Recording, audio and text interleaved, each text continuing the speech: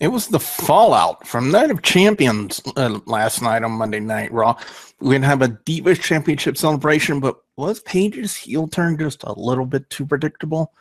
And someone in the corporate office is back with kind of a split personality. We're going to talk more about that on this week's Monday Night Raw review, powered by Google Hangouts and YouTube. If you're ready for your hot take, it's time to work. Hi, I'm Robert Gibson. I'm Ricky Morton. We're the Rock and Roll Express. And you're watching WGS-TV.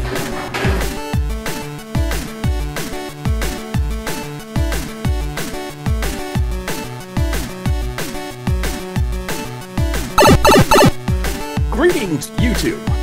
You've worked your way back into another installment of WGS-TV right here on YouTube.com/WrestleGamer. I am the WrestleGamer, Double B Bully Bujo. Today is September 22nd, 2015, and a couple of things I want to make mention on this video before we go any further. If you're not subscribed to your, this is for the gamers out there who watch my channel.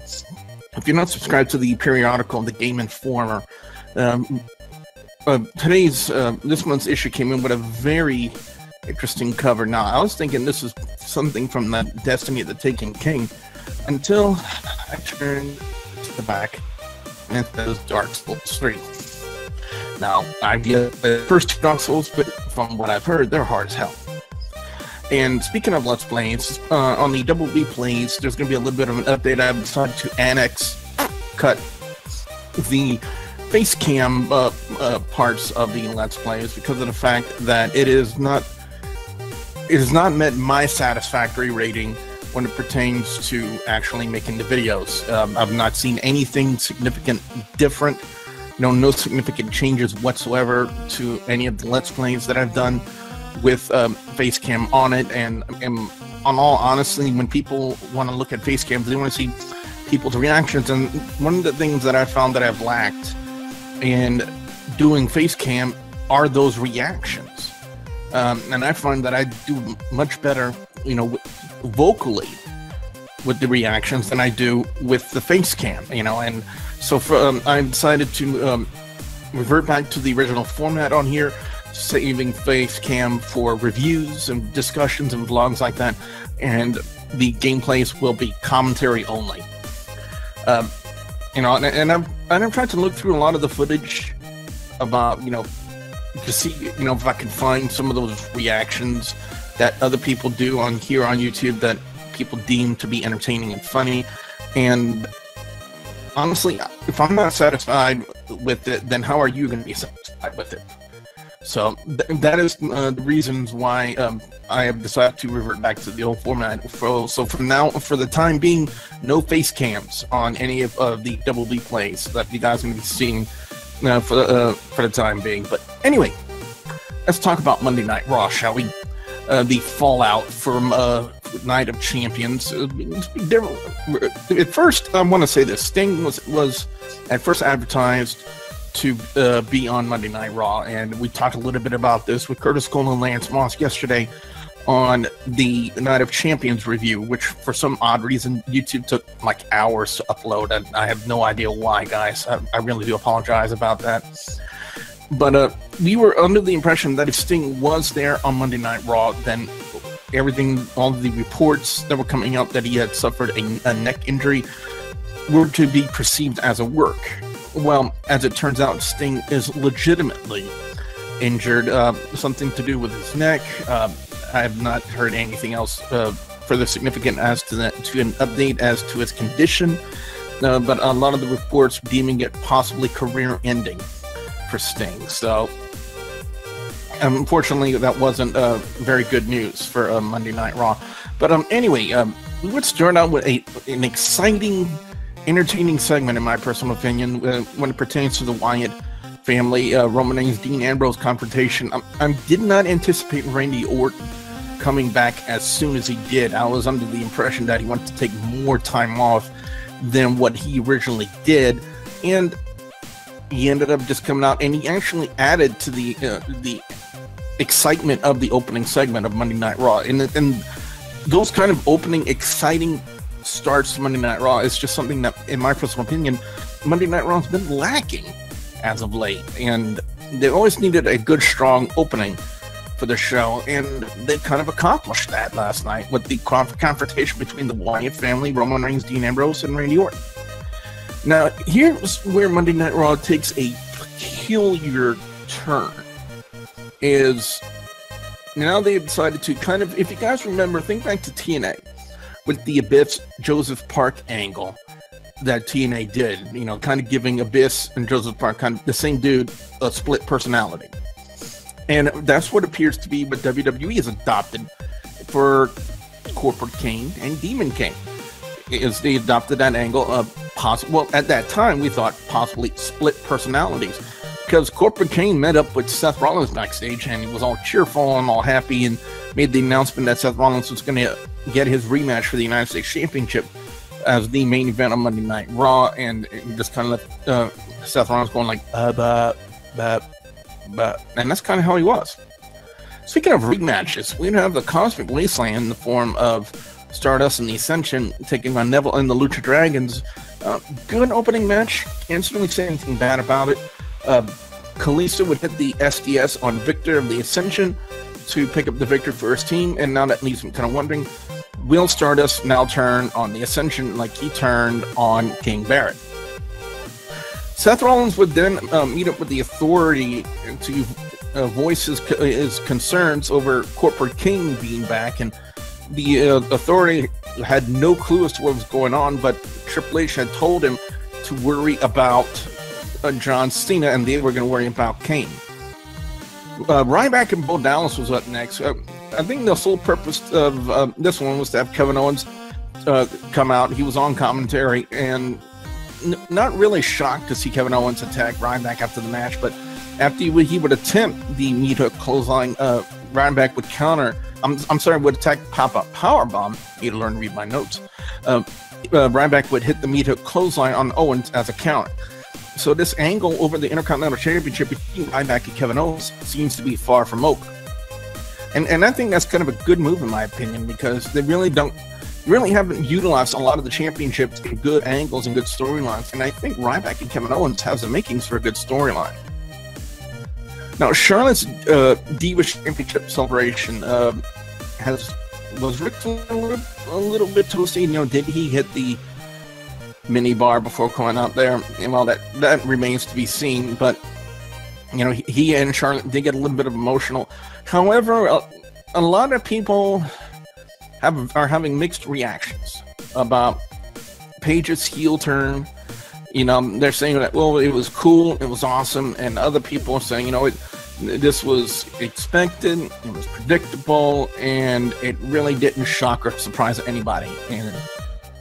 And I'm one of those people who wasn't impressed, to be honest, because of some of the things that Paige said on there was basically stuff we already knew, so it wasn't exactly shocking per se, but they could have done a better job for the heel turn than reiterating something we already knew. In fact, it was Paige who had Charlotte and Becky Lynch brought in, and now Paige has turned against Charlotte and Becky Lynch. But it would be Charlotte and Brie Bella. It would be a semi-quick match. I say semi-quick, about 5-10 minutes at best. Charlotte would lock on the figure 8 on Brie Bella to pick up the win. There's been no announcement yet as to when Brie Bella will be cashing in on her rematch. Sheamus versus the world's strongest jobber, Mark Henry. And it seems like every time we see Mark Henry now, he seems to be going down in defeat. And took Sheamus. I think the first bro kick we saw on Sheamus, on Mark Henry last night was kind of a botch because it was a glancing blow to the chest. But the second one was on target, and Sheamus would pick up the win. The Authority would kind of meet up with Kane, Stephanie, and it was kind of an awkward confrontation between these two guys, or these two powers, I should say. Stephanie was kind of asking for the mask back, and Kane was under the impression that Stephanie still had it, and if Stephanie lost it, then that would be her problem. But he was willing to help her look for it. Natalya would kind of make her return to Monday Night Raw backstage, confronting Paige over some of the things that she had to say in her promo, ending the segment by to Paige, the only person that is standing in her way is herself. Six-man tag action. What's up next? I'm getting around to talk. New Day and Rusev taking on Dolph Ziggler and the Dudley Boys. First off, Xavier Woods with the promo before them.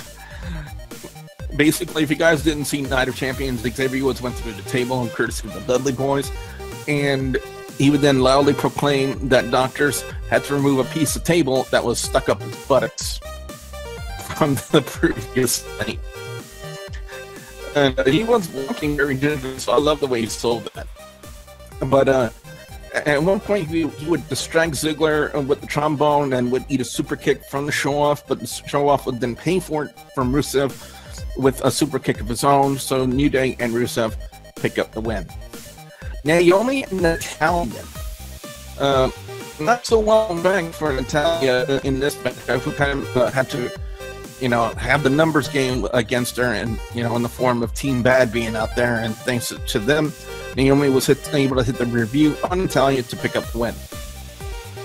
Big Show and Cesaro. I gotta say, one of the main spots I've seen in this match was Cesaro suplexing Big Show over the top rope from the ring apron back into the ring. However, it would be kind of costly on the Swiss Superman, as the world's largest athlete would hit the KO punch to pick up the win, and then would have some choice words for Brock Lesnar with the whole Brock Lesnar's Go to Hell tour coming up. I believe they start it next Saturday, if I'm not mistaken. They would have to start cutting promos to start putting that over, especially for that Madison Square Garden show. Finally, the United States Championship match, John Cena versus Seth Rollins. First off, again, on Night of Champions, Seth Rollins kind of directed the wave.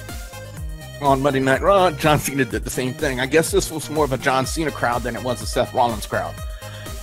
It was indeed a very interesting, very good finish from Monday Night Raw. There were quite a few chants for "This is awesome," and if the fans say "This is awesome" 99% of the time, they're right. Cena would counter the frog splash and would actually roll through it, and then as we've seen time in and time out, and hit the A on Seth Rollins to retain the United States Championship. And then Kane would pop up from the ring and drag Seth Rollins into his own personal hell. And one of the things my twin sister found funny was the look of fright that Seth Rollins had as he was being yanked down into the dark hole. I can't believe I even worded it like that. Anyway, overall score on Monday Night Raw this week, as you hear my sister on the baby monitor and hear this kitten, it was going to be a 3 out of 5. Best match to give Seth Rollins with a huge honorable mention to Cesaro's suplex to the show over the top rope. I'm going to say worst segment of the night. I got to go to Paige's heel turn, because I was not impressed with what Paige had to say. This basically reiterating a lot of what the IWC already knows when it pertains to, how the Bellas got into their positions in the WWE. I'm like, no freaking duh, Paige. Okay, they could have done something way better for Paige's heel turn, and yet did they do it? No. Anyway, guys and gals, what I want to know from you guys out there, the viewers and subscribers, your thoughts on Monday Night Raw this week. What are your overall scores? What are your picks for best and worst match or segment of Monday Night Raw this week? I definitely want to hear what you guys out there have to say. Be sure you put your comments in the comments section below. Don't forget to like, favorite, and subscribe for more content right here on WGS-TV. Also, don't forget to check me out on social media, Facebook, Twitter, Instagram. You can also ask me questions. Links will be provided in the description box below. And as always, guys, I will have 2 videos in the annotations at the end of this video for you guys to check out as well. So with that being said, I am the Russell Gamer, Double B on the Jujo, saying we'll see you at the next workshop. It didn't make any sense, because we know how good Charlotte is. She knows how to carry a really good match, much better than Nikki Bella can, in my personal opinion. But because I never look on anybody else's walkthrough of a game until after.